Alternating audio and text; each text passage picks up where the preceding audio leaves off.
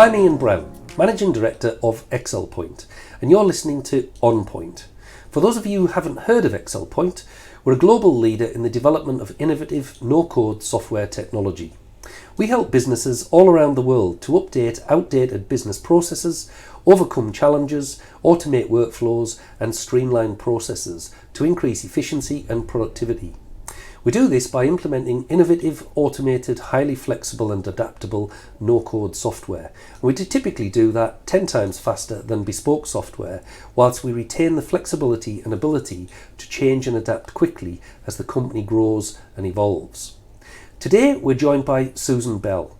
Susan is a highly accomplished, dynamic entrepreneurial leader with a proven track record in business improvement and growth. She has 28 years of experience gained in privately owned SMEs and corporates, including 14 years at an executive level. A trusted business advisor, coach and mentor with a passion for achieving commercial success through modern leadership, Susan encourages empowerment, collaboration and innovative thinking, accelerating the delivery of the company strategy, creating meaningful careers with a purpose and building highly effective and motivated teams. Susan is experienced in implementing organisational and cultural change, leading and inspiring teams during uncertainty and challenging environments. So, Susan, thanks for joining us here today. Absolute pleasure. Yeah. So today we're going to talk about board level engagement with technology and all the ramifications that come from that. Yeah. And having just read your biography out to camera, I can tell you that your tongue-twisting 28 years of background must give you a lot of insight into how technology delivers, how it's misunderstood, how it's not planned for, do boards engage with it, etc. So there's a lot in that subject, isn't there? Oh, absolutely. And I think over the course of, well, maybe not the last 28 years, but certainly the last decade, I think we've seen that boards have become a lot more engaged actually on the topic. So that's a good thing. And I think the reason for that is because technology has absolutely come to the fore. Particularly during the pandemic, obviously the health and environment, or the economic crisis as it is at the moment, boards have had to be thinking more broadly in terms of how do they adapt, what do they need to do to pivot. And I think as a consequence, I think that has brought technology more to the fore. So you are seeing discussions at the boardroom which are around technology or digital transformation, because I think people prefer that. It sounds a little bit more zhoushy than technology. Digitalisation is a hot subject. Absolutely, yes. And I think as a consequence, I think there's a couple of things which boards need to be doing. It's about awareness of technology. And I'm not saying that board members need to understand technology per se. What they do need to understand is what is it that the technology can do? How can the technology better enable our business?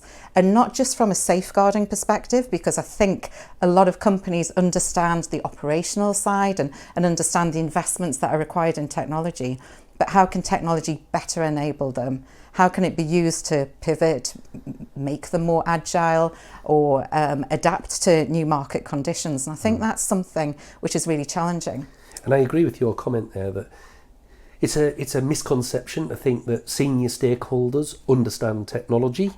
They don't roll their sleeves up and operate lathes. They don't lay bricks. They don't do all of these other things. So why would they understand the inside workings of technology? Yeah. They've just got to understand, what does that technology have to offer, and how do I position that in the context of our business proposition or the way we operate? Absolutely.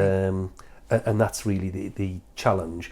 Raising awareness of what you have available, yes, to affect your business. Yes, and I think that is absolutely the crucial thing, because from a boardroom perspective, it's, as you say, it's not that everybody, the CEO, the FD, have to understand the ins and outs. I think that's what others are for. Bring in the people from the business that understand the technology and how it can better enable them, how it can create that faster time to market, or whatever the benefit would be. Or actually, if it's an SME, sometimes you need to look outside the business. So bring in business advisors or consultancies, or maybe a non-executive director that have got that type of wisdom, experience and understanding to be able to provide compelling stories and share what a future horizon for that business could actually look like. But I think actually the other thing is that whilst it's about raising awareness and education, there is an onus on the people that are there to deliver that message, to do it in a way that's compelling for the business, because too often I think people are blindsided by technical jargon, technical speak, and it can be so off-putting. I've seen it so many times where people talk about, the features and widgets of a product, when actually what you want to know is, what is the business benefit? Where is it going to add value to me? You're going back to basic sales training. Well, basic sales training. This is our sector, so we are in that marketplace. Yeah. And I say to people all the time, if you have to sell the product, you're either doing a bad job, you're talking to the wrong customer, or you haven't educated enough. Because for me, it's about education. If you can educate people as to the benefits, then they'll want to buy different solutions to their business problems. And the sale part of that engagement should be an easy part. It's the education part and spending the time and the consultative aspects to engage with customers in a way that you get to understand their pressures, their problems, their challenges, and what they're trying to achieve in an education cycle. Completely agree with all of that. And yes, it's the industry that we've been brought up in, but I think we sometimes let ourselves down because we do talk technical jargon, and actually we've got to translate that into the business speak, the benefits, something that CEOs and finance directors and others can actually hear as a compelling story.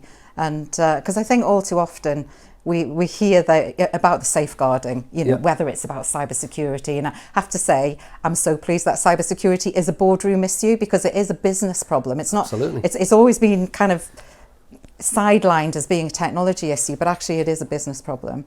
Just as I do think that's where technology conversations need to be occurring as well. There needs to be a bit of a mindset shift, or a welcoming of that discussion within the boardroom, because technology, I can't think of many industries now where technology isn't pivotal. No.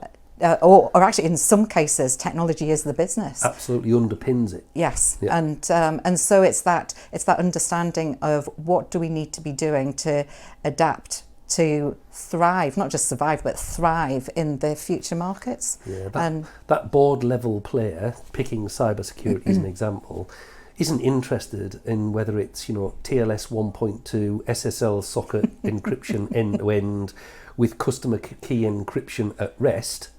What does all that mean? You see, you've got me confused. Is this secure, and can I be assured of it? Yes. Because that's critical to my business. Yes. Yeah, and it's translating things into simple terminology that's massively important. I completely agree. And one thing I think board operators don't do so well, so there is a challenge in engaging with, so firstly being aware of new and emerging technologies, engaging in those technologies to understand how can they be a business benefit, going through the cycle of procurement and implementation, so there's a challenge, but also there's an element that's quite often forgotten about in my mind at board level, and that is budgeting for the future. If you buy a piece of equipment, whether it's the latest, laser cutting device or manufacturing extruding device or whatever it is, you will know that piece of equipment has a lifespan. So it's an asset, you've invested in it, it has a lifespan, you're going to decommission it and you're going to replace it. And you budget for it. In the software world, that happens far less. So once it's implemented, it's forgotten about. And it's not built into budgets to refresh that technology. And I think there's a challenge that board members need to be more educated upon. Absolutely. because I think this comes back to the concept, and get a bit technical, but we talk about things like technical debt and legacy applications, which is exactly what you've been talking about just now. And I think it's those sorts of things that might baffle boards to a certain extent, but it's our job as externals or potential suppliers to companies to explain why this is so imperative, why it's the equivalent of replacing your tin, your hardware, or moving to the cloud, whatever it might be. But yes, from a software perspective, it's fundamental because it does depreciate in value over time, just like many other things do. And obviously, things will become obsolete. And so it's the how do you and what's out there to be able to mitigate that technical debt or the legacy application. Yeah. Technical debt's an interesting subject. I've had to explain that many times over. I know I'm speaking at an event later this week, and we are a no-code software platform, and I take that for granted. I've worked in this industry for decades, and I take that for granted. But the number of people who'll say, "Can you just explain to me no code? What does that mean? I can't get my head around it at all." So again, that's an education process to bring that to life for the person that you're dealing with or the business that you're dealing with. Yes. And as you say, there's one thing understanding what does that mean, but once you understand what that means, so what's the business benefits? Why is that different to other approaches? So I think technologists have a very much educational / consultative job to do. We don't employ salespeople. No. In fact, the entire business is a sales machine. It's an engagement that you're on, and that might or might not be successful. Who knows? So in your past experience, certainly in the digital sector, there's always been a strong emphasis on disaster contingency, disaster planning, business continuity, etc. Is that your experience as well, or where do you think this fits at board level? Yes. I think the new term that people prefer to use is now business resilience, because disaster recovery, business continuity, crisis management, it's really about how do you make sure that your business... Yes, and I think that people want to be a bit more proactive in terms of anticipating future challenges and risk. And so for business resilience, some of the sorts of things that boards, in my experience, are talking about, I don't think anybody foresaw the pandemic, but what else could be around the corner? And how can you use technology, as we've said before, to adapt and be agile? What are the other challenges that we're facing in the industry at the moment? And one is about resources and talent. And you must feel this, others feel this in terms of development. And that's where I think that the no-code, low-code is really quite fascinating, because if I get my understanding right, it's moving the development, if you like, to the business. So absolutely. So it's putting the onus on business people to be able to imagine their business processes and using the underpinning technology of no code to be able to deliver on that. And that's something that's quite fascinating when you've got a challenging world out there in terms of attracting and retaining talent. And so I imagine that's something. No-code and low-code approaches have a number of aims that are business benefits. But I would put right at the top of that list moving the implementation of new systems and processes closer, if not to, the business themselves. And there's a lot of reasons for that. So you've touched on talent, and finding developers globally is a challenge. Yes. So we know that there's a talent shortage in that area. Also, historically, all software implementation projects have taken a long time. There's been a lot of iterative communication cycles, and that's to get the business intelligence from the people who are the subject matter experts, I guess I should say, into the hands of the technical people who are developing and implementing a solution to that problem. So that goes through a number of cycles, and that becomes elongated. You get miscommunication, and there's an age-old cartoon since I was young of the swing on the tree. Oh, I love that. Everybody's seen it. So that happens, but also you never get, even if that communication is done perfectly, you'll never get every ounce of knowledge out of that subject matter expert.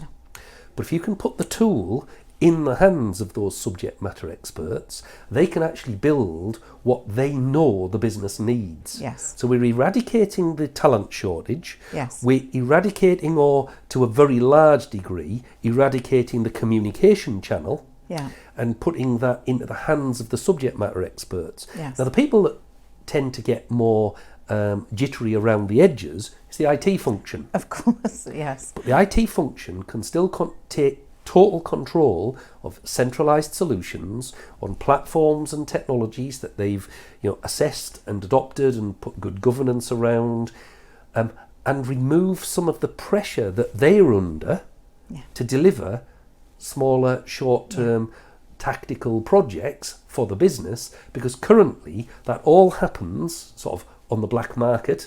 That happens in the shadowy world where the business goes out and implements things, and 5 or 10 years later IT have to inherit all of that and unpick it and turn it into something sensible. So there's a lot of good reasons to move that development much closer to the business end.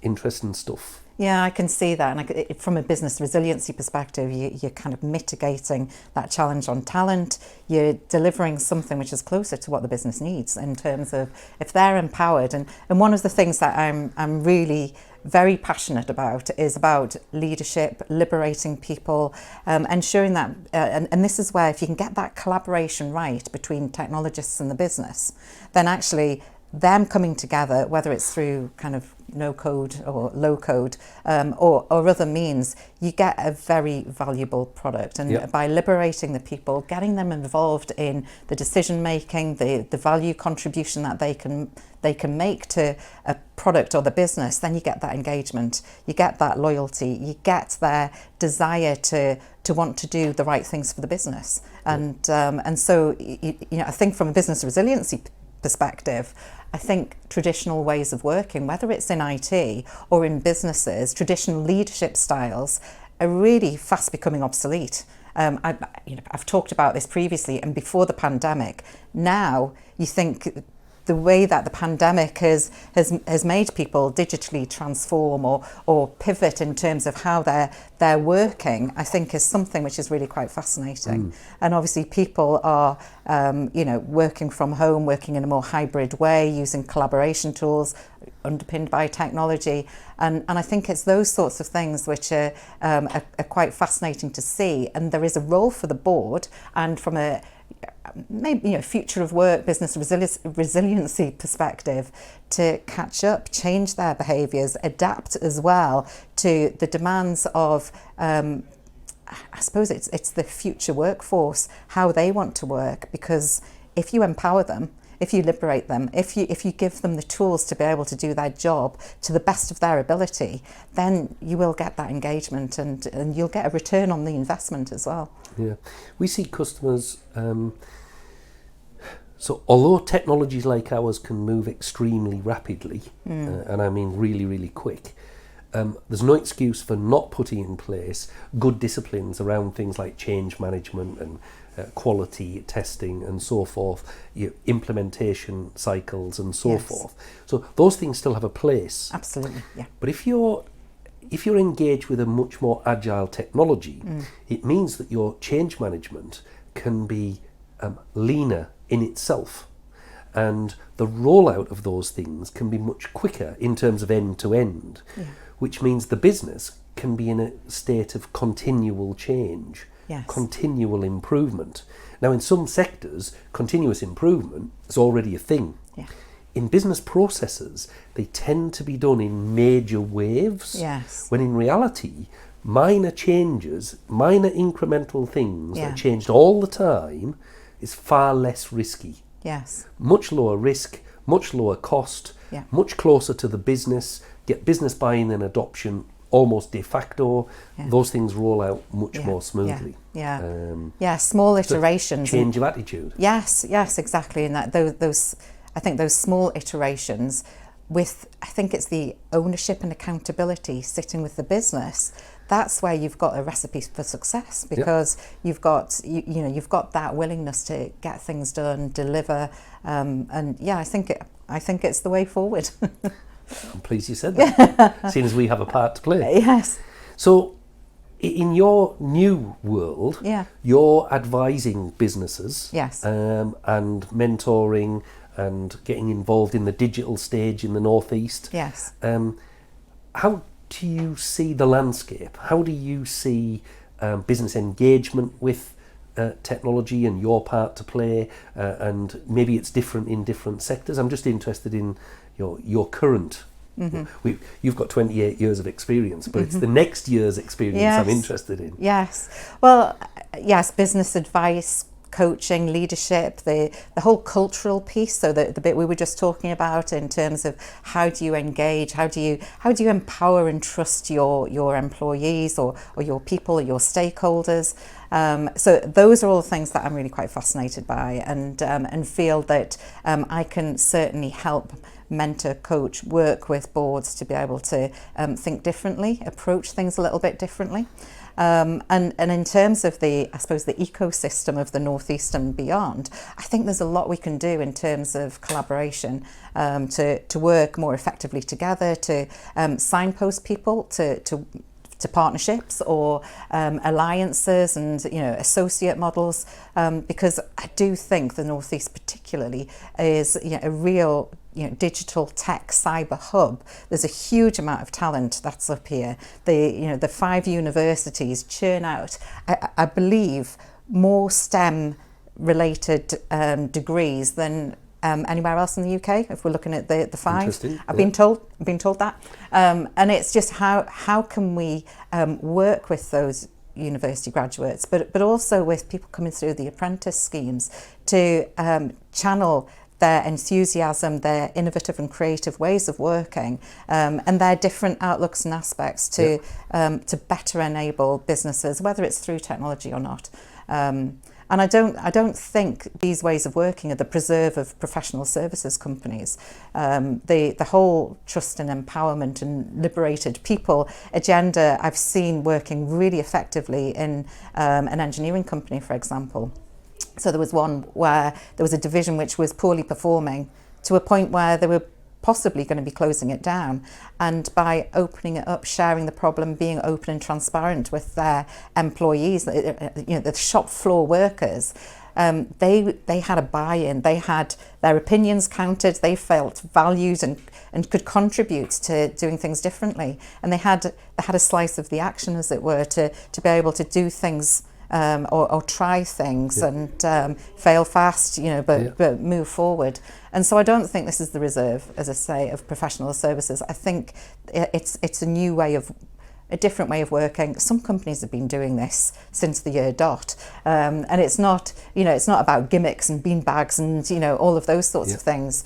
For me, it's about behaviours, it's about belief, it's about going back to the sorts of advice and things I would do is looking at the purpose of a business. What is the value of the business?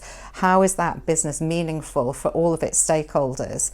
And then looking at, well, how do we get the best out of this? Whether it's through technology or not, but what is it we can be doing to better enable businesses to thrive in this new world of, digital e-commerce, pandemics, and sustainability, environment.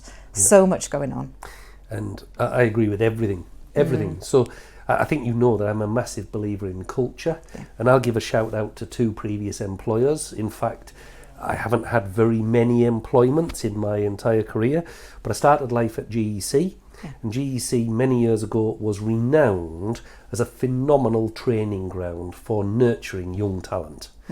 And I then spent 13 years working for a company that's now called Northgate Information Solutions, and culturally they were very open to all of their employees, quite a big employer, and they were culturally very open to challenge, to innovation, to empowerment and all of those things.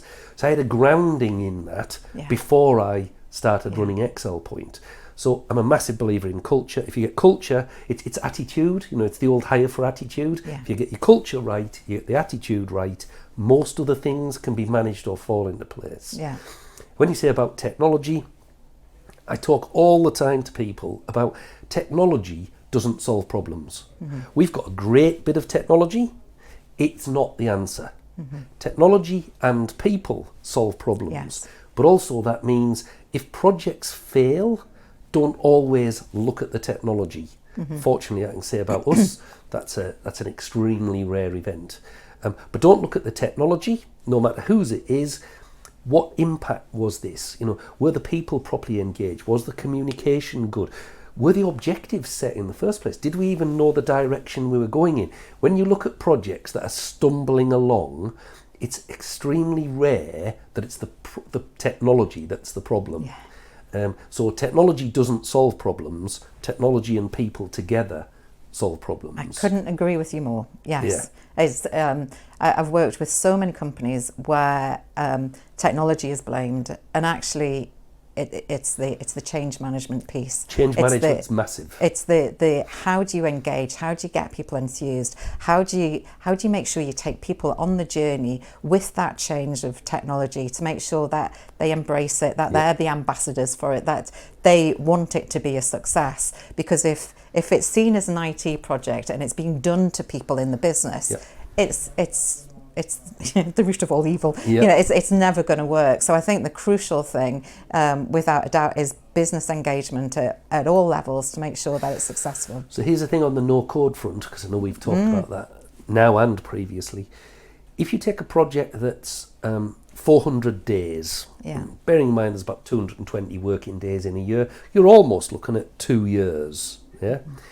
To keep that level of engagement and communication and clarity and culture through a prolonged period is quite difficult. If we can condense that project down to 40 days now, how much easier do you think it is to keep that level of engagement, enthusiasm, good communication over just 40 days? And even if that 40 days in elapsed term is sort of 3 or 4 months, it's not 2 years anymore. So that sort of proposition is where no-code can accelerate that, but shorten those communication cycles, get the culture right on the project. Yes. I think it's imperative that having a team that is committed, that understands, that has that open, honest dialogue, transparency in terms of where they're at. But I mean, the other crucial thing is senior stakeholder sponsorship and engagement, because you need to see the business walking the walk as well, and being the advocates for whatever new is coming through the door. So yes, a shorter period in terms of delivery, constant engagement. I mean, that's all about the agile way of working and delivering systems now. But if you can get a solution which is smaller like that, then absolutely. You mentioned young people. So my experience, when you get your 18 to 22 year olds, whether they're coming out of A-levels or university, they have totally different expectations. So they're in the immediate world. Things happen now, or tomorrow. They don't happen in 2 years' time. So keeping that engagement when you've got a workforce that are used to things happening all the time like this is massively important. So when they can see that this is changing, and it's changing now, and I'm in charge of that, and I'm actually engaged with that, and I'm empowered to do those things, all of those words, which are, if they're not culturally embedded in the lifeblood of the organisation, they're just words. They don't mean a great deal. You've got to step back and say, is this actually what we're doing, from the grassroots up and down? I say to customers all the time, when we implement a project, we're always dealing with senior stakeholders. They're the people who hold budgets, they're the people who authorise the purchase orders, they're the ones who want to see the business benefit. And I always say we want senior stakeholders, managerial, junior, and we want people from the coalface. We want whatever your business is, whether it's packing on a factory floor, mining coal out of the ground, or you're picking up waste from waste disposal, involve some of the people that are at the sharp end of your business, because they'll have totally different wins to what you do at the boardroom. And you've got to answer the wins at every level. In the modern age. I mean, it was always a rule of thumb that having a cross section of people from across the business was the way to make a project successful as well. And that's exactly what you've explained there, because and actually the other crucial thing you touched on, the younger generation.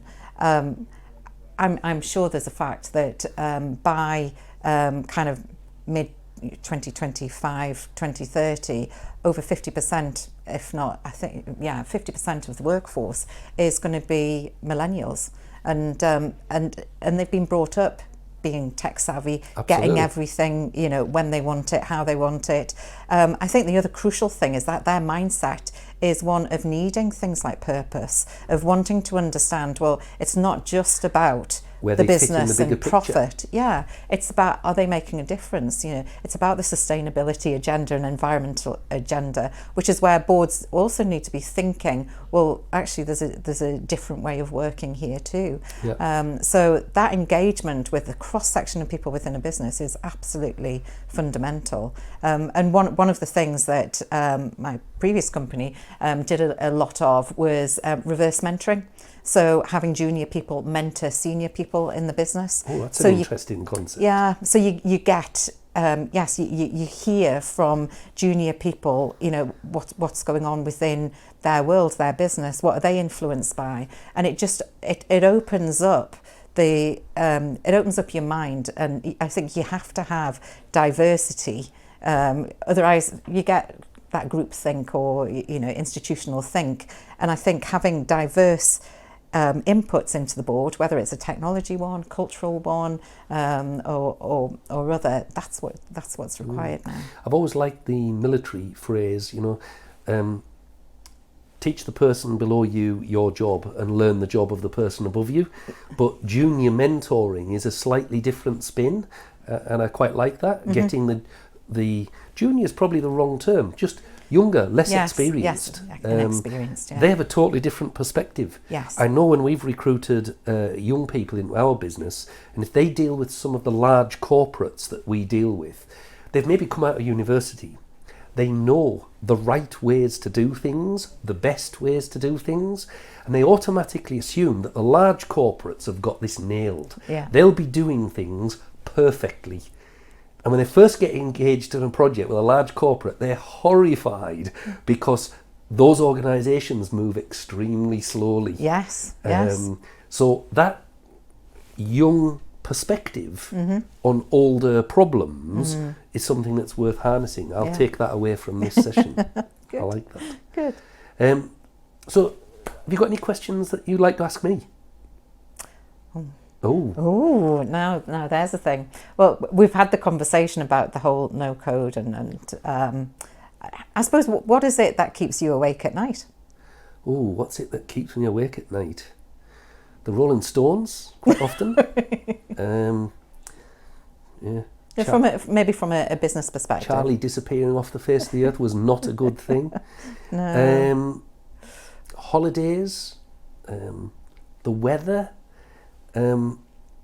You've got to get your life in perspective. And there's more to life than business, more to life than technology. I think what you're driving at, and it's been at the back of my mind for many, many years. I started life as an analyst programmer. I was a developer for about a decade. I moved on to helping customers implement their projects in this sector, exactly as we're talking about, for about another decade. I've run Excel Point now for a long, long time. I'm a massive believer that there's better ways to do these things. So, by the time I put my slippers on for that final time and settle back into obscurity, I'd like to think in some small way we as a company and our technology have made a difference and made people see the world through different eyes. And that's really frustrating, because people who make phenomenal racing cars, they know that stuff inside out. We make phenomenal software, so we know that stuff inside out. It's very easy to meet with people and just think they'll get it. Yes. Because we get it, they'll get it. Yeah. And that's not the case. So this goes back to at the start of the conversation with education. Education at board level, largely. So keeps me awake at night. There's not much keeps me awake at night. My wife would vouch for that. and it probably wouldn't be work-related things. It would Right. be the wider, Brilliant. the bigger picture in life. Yeah, brilliant. So, thanks for coming in. No, thank you. Hopefully it's been a good and pleasant experience. Absolutely, yes. Good. Always good to talk to you.